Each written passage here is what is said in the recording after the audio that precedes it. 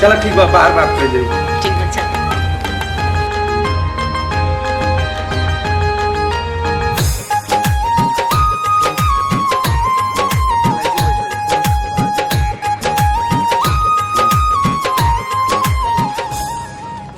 ए राकेश, इहो तो मजबूर बड़ी पापा के फैसला के सामने कैसे उ अपन जुबान खोल सकेले। अभी ना कोई इनकम केहू से प्यार करी ना। देखा प्यार प्यार होखेला, वो कोनो सिचुएशन में ओकरा के निभाए के कोशिश करे के चाही। ना ना हम ऐसा कबो न करब। राकेश राकेश तू कहाँ बड़ा आजा हमरा पास, आजा राकेश हमरा पास। तुम्हारा हमार दिल तुम्हारा के ढूंढता। राकेश कहाँ बड़ा? हम पिताजी के फैसला के विरुद्ध जरूर काम करम।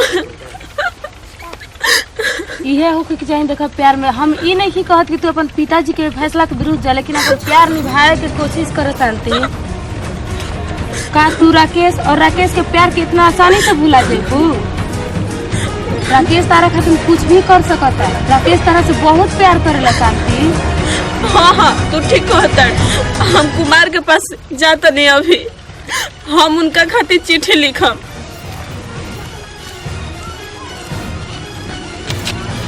अरे कुमार तू, हम तो तोहरे भी जात रही। अच्छा बोल कि तू हमारा से भेटा गई जे। हमारा भी रे, आखिर का है? कोनो खास बात बा का? हाँ कुमार, बात कुछ ऐसा ही बाटे। हैला ई पत्र राकेश के दे दी आ कही हा शांति अब तहरा से जुदा होके वाली बिया। ये खातिर शांति तहरा की याद कैले बिया। जा जल्दी जा, टाइम बहुत कम बा। अभी कुछ देर बाद हमारे पिताजी जब एजवाया जी हाँ फिर गजब हो जा। ये सब चाहता नहीं कि तू पिताजी से पहले आवे से पहले ही तू चल जा। जैसन तहर मर्जी, हम जल्दी जातन। रह सकत राकेश। राकेश तू हमरा भीरी आ जा राकेश। हम तारा बिना एक पल नहीं रह सकत राकेश। तू जल्दी आ जा राकेश। हे भगवान, हमनी के प्यार के जोड़ी सलामत रखी।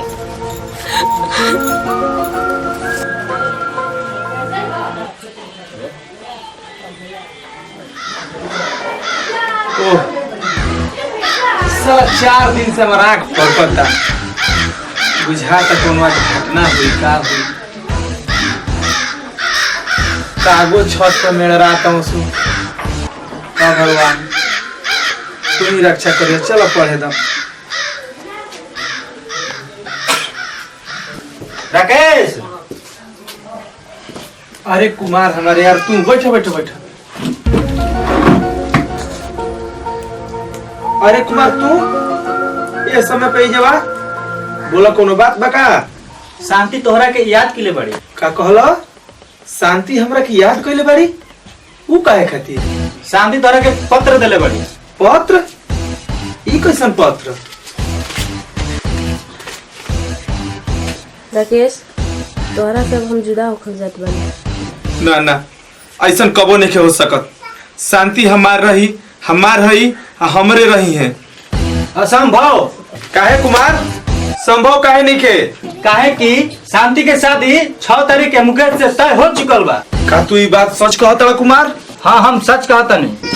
राकेश ना, ऐसन कबो नहीं हो सकत। का तोहरा के हमरा पर भरोसा नहीं खे? पत्र देख ल।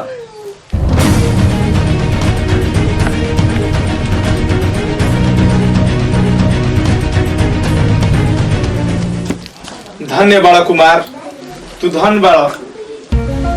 ई उपकार हम कबो न तार भूल सकम। तू तो हमारे दोस्त के रूप में एगो भगवान बड़ा। हमरा के और शर्मिंदा मत करो राकेश, मत करो।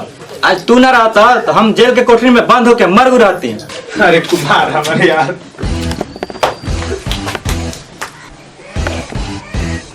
कुमार हमारे दोस्त, तू बहुत थक गइल हो। जाके अंदर आराम करो।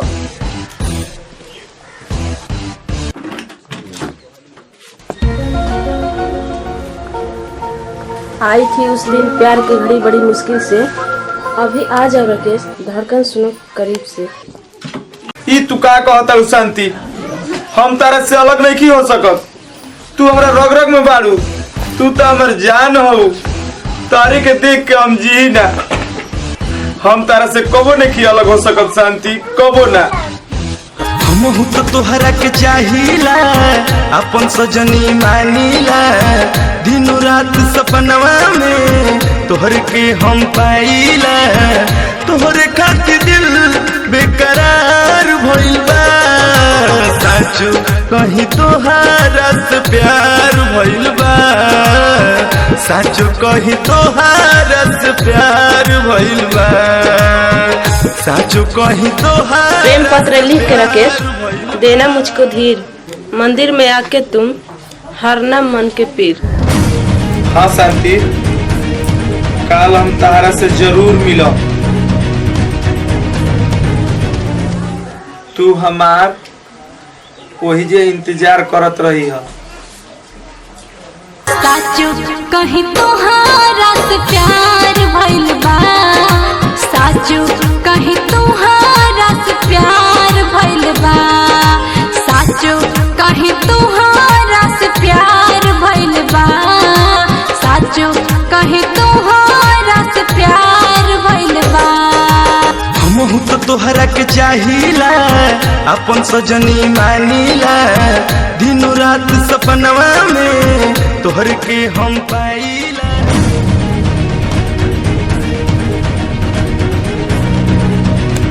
घबरा मत शांति, रोशनी सूरज से होता है, जलना पृथ्वी को पड़ता है।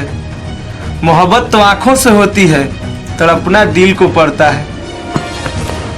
प्रेम पत्र लिख के राकेश, देना मुझको धीर, मंदिर में आके तुम हरना मन के पीर।